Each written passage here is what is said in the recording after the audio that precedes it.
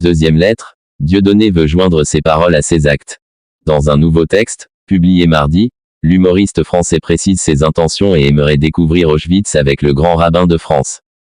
L'humoriste français controversé Dieudonné Mbala quitte le palais de justice de Genève, le 5 juillet 2021, lors de son procès pour des allégations de négation de l'Holocauste faites lors de spectacles en Suisse. L'humoriste français controversé Dieudonné Mbala quitte le palais de justice de Genève, le 5 juillet 2021, lors de son procès pour des allégations de négation de l'Holocauste faites lors de spectacles en Suisse. Le journal Israël Magazine a publié le 17 janvier une seconde lettre de Dieudonné Mbala, une semaine après sa missive d'excuses envers toutes les personnes qui l'auraient pu blesser. Cette dernière avait créé des débats sur sa réelle sincérité, car l'humoriste français avait émis de nombreux propos antisémites et négationnistes lors de ses spectacles. Raison pour laquelle il a accepté d'effectuer des précisions sur ses dernières déclarations. S'il considère avoir été clair en demandant pardon à mes compatriotes de la communauté juive, il constate le trouble et la suspicion chez certains. Jusque parmi mes amis comme Alain Soral que ma demande de pardon semble plonger dans l'incompréhension. L'apôtre du pardon, en réponse à ces interrogations, il rappelle qu'il ne nie pas avoir fauté. Au contraire, il avoue et tente dorénavant de se repentir. Il insiste sur le fait qu'il ne partage pas la vision NDLR d'Alain Soral du ni oubli ni pardon. Aujourd'hui, il se veut l'apôtre du pardon, de la paix et de la réconciliation à l'intérieur de la nation française. Afin de conclure son message, il accepte, 20 ans après la proposition initiale, d'accompagner Haïm Corsia, le grand rabbin de France, à Auschwitz pour, selon ses dires, se recueillir ensemble. Reste à savoir si l'invitation est toujours d'actualité. Dieudonné, malade et sur le point de quitter la France, il rédige une lettre d'excuse. Contre toute attente, l'humoriste et polémiste Dieudonné a demandé pardon à la communauté juive dans une lettre d'excuse publiée dans le média Israël Magazine. Il y évoque également être malade et vouloir s'installer au Cameroun. Je demande pardon. Voici le titre de la lettre signée Dieudonné et publiée dans le média franco-israélien Israël Magazine. Tant la surprise est grande, le Parisien a pu obtenir de l'humoriste que cette tribune était bien écrite de sa main. Dans cette lettre, il demande pardon. Pardon à toutes celles et ceux que j'ai pu heurter, choquer, blesser au travers de certaines de mes gesticulations artistiques, écrit-il. L'homme franco-camerounais a été condamné à de multiples reprises par la justice française pour injures antisémites ou encore pour contestation de crimes contre l'humanité. En 2009, par exemple, la justice française l'avait condamné à 10 000 d'amende pour avoir fait monter sur scène le négationniste Robert Forisson. L'affaire était même allée jusqu'à la Cour européenne des droits de l'homme qui en 2015 avait débouté Dieudonné car la Convention européenne des droits de l'homme ne protège pas les spectacles négationnistes et antisémites, avait répondu la CEDH. Dieudonné avait également été condamné en Suisse pour propos négationnistes. Vive réaction après la lettre d'excuse de Dieudonné. Plusieurs personnalités ont réagi à la lettre d'excuse de Dieudonné. Parmi elles, sans surprise, des personnes qui se sont retrouvées confrontées à lui en justice. Et le moins que l'on puisse dire, c'est que le mea culpa de Dieudonné ne passe pas.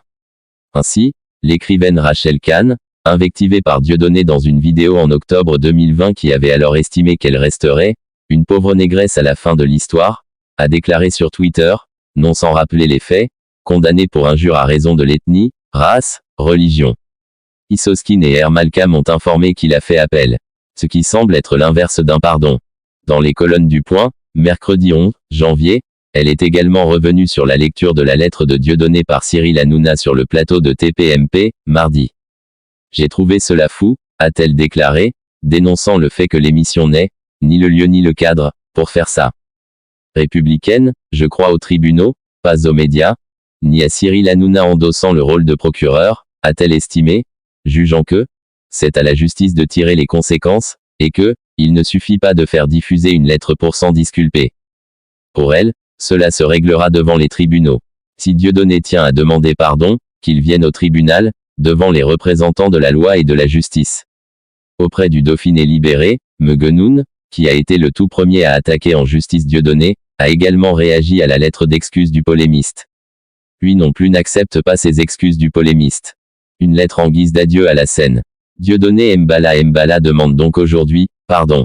Dans cette lettre où il annonce vouloir quitter la scène en paix, car sa santé l'invite à partir en retraite au Cameroun, il y a déclaré que son ambition était de faire rire tout le monde, et la communauté juive fait partie de mon monde.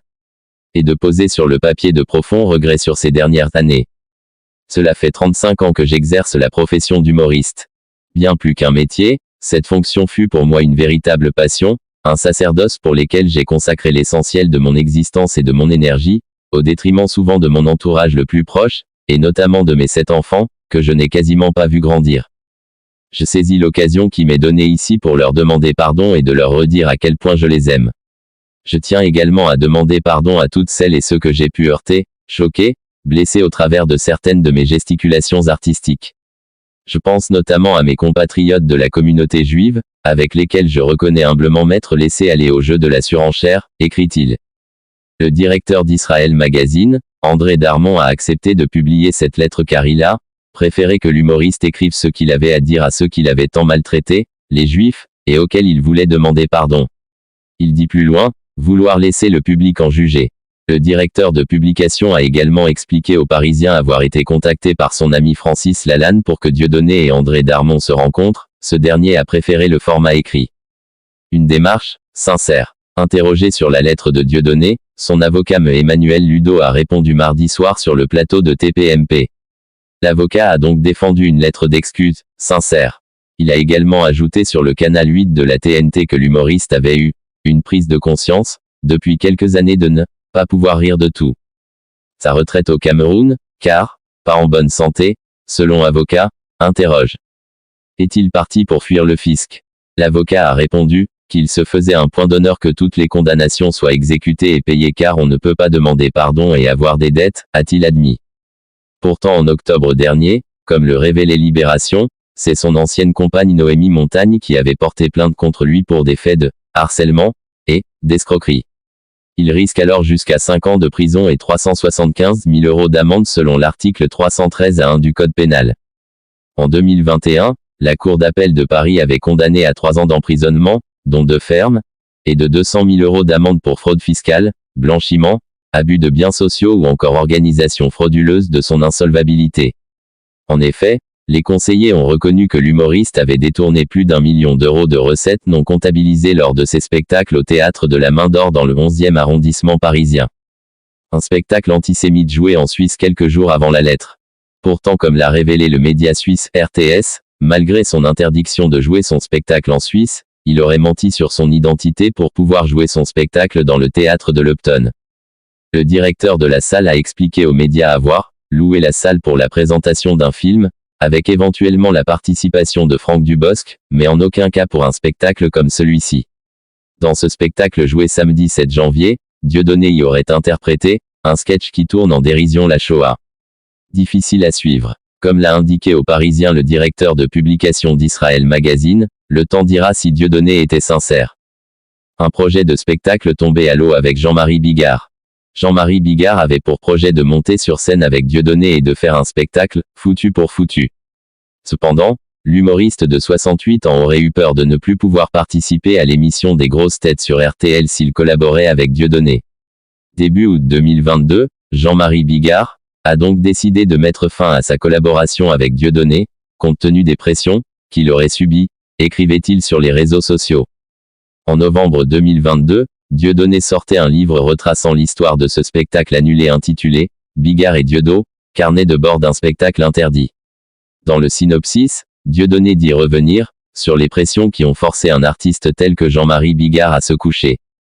Selon une enquête de Libération, lors de l'ouverture de la billetterie, cette collaboration entre Jean-Marie Bigard et Dieudonné n'existait pas, mais des billets non remboursables ont quand même été vendus.